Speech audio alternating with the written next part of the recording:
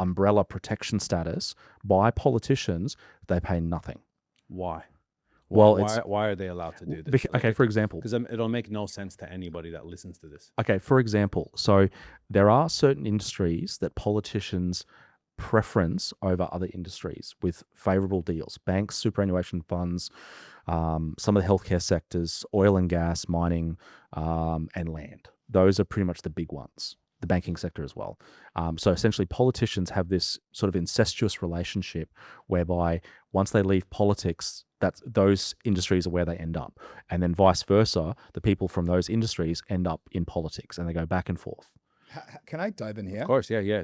I'm deeply concerned. I'm 33 years old. I have 2 young daughters. This is my home, my wife's home. We love it here.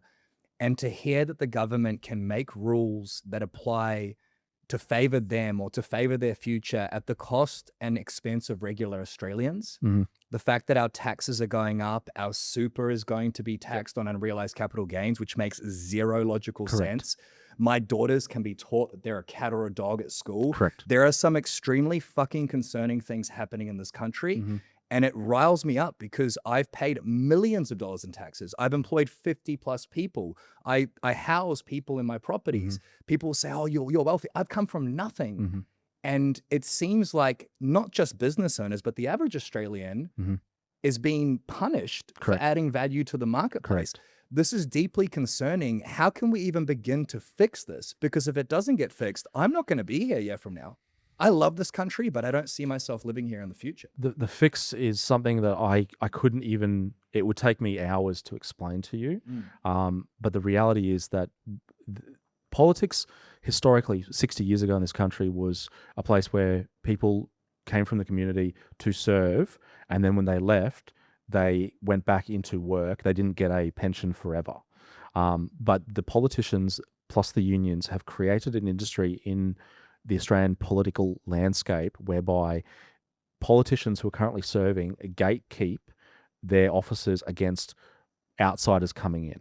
And it's become an industry whereby it becomes a generational thing where you've got the son of a politician becoming a politician and then their kids becoming politicians.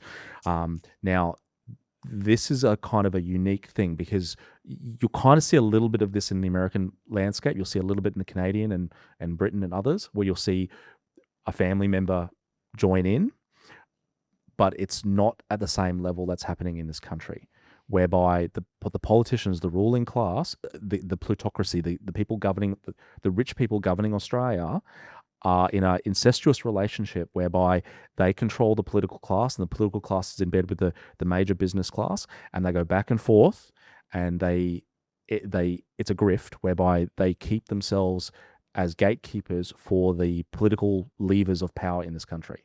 And they do not want to relinquish that at all.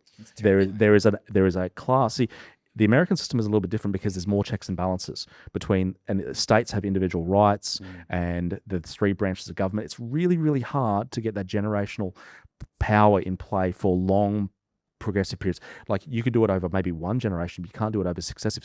In the last 40 years in Australia, it's happened over successive generations and it's getting worse. It seems like, well, we've had Pauline, we've had Gerard Rennick, we've had Malcolm Robbins, we've had Andy Schumann, everyone's singing from the same hymn book. Correct. But so surely if they're banging the drum loud enough and now we've got this complete power with the Labor, what do you do for the next 3 years? Well, the shit show's happening.